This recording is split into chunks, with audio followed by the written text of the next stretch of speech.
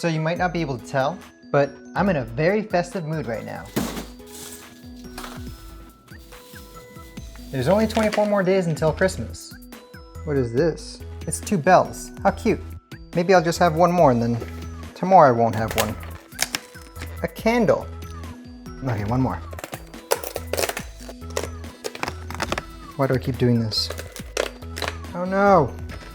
That's still good. This one's a present. It's a hat. An angel. Okay, so there is actually a point to this video, which is that I want to introduce a new series on the Make Good channel called Mostly Useless Shit. And the purpose of this series is to focus on some of the more miscellaneous things that you might do as a maker.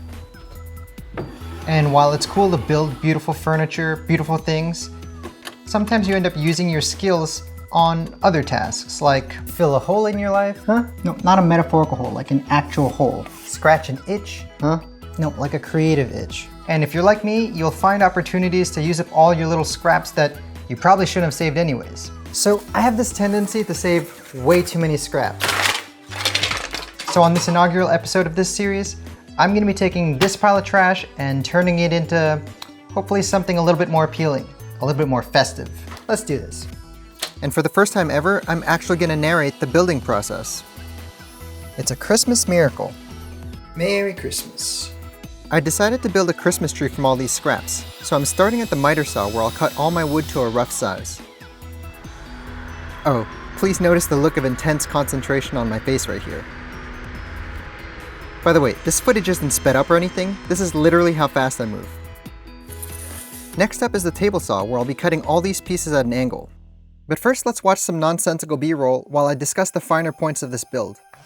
See, how a Christmas tree works is, it's a triangle.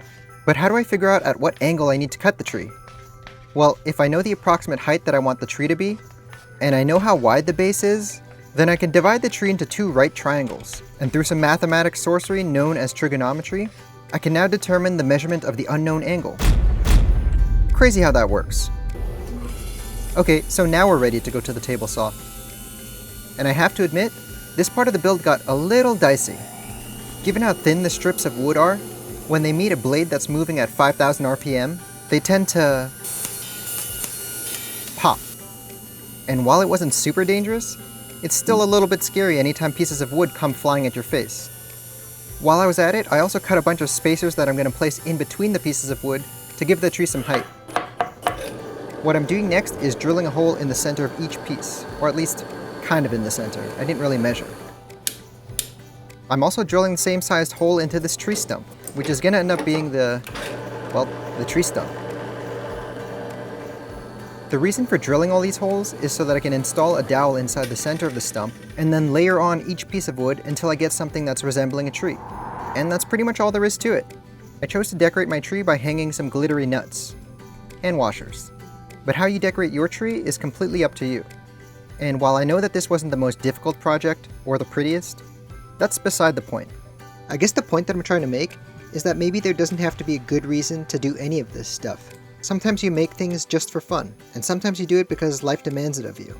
Sometimes you build things for utility, and sometimes you're just making, well, mostly useless shit. Like seriously, what am I supposed to do with this? Oh, this is actually kind of cool. I think I actually like this. Whoa, can you hear this thing? Yeah. That's enough.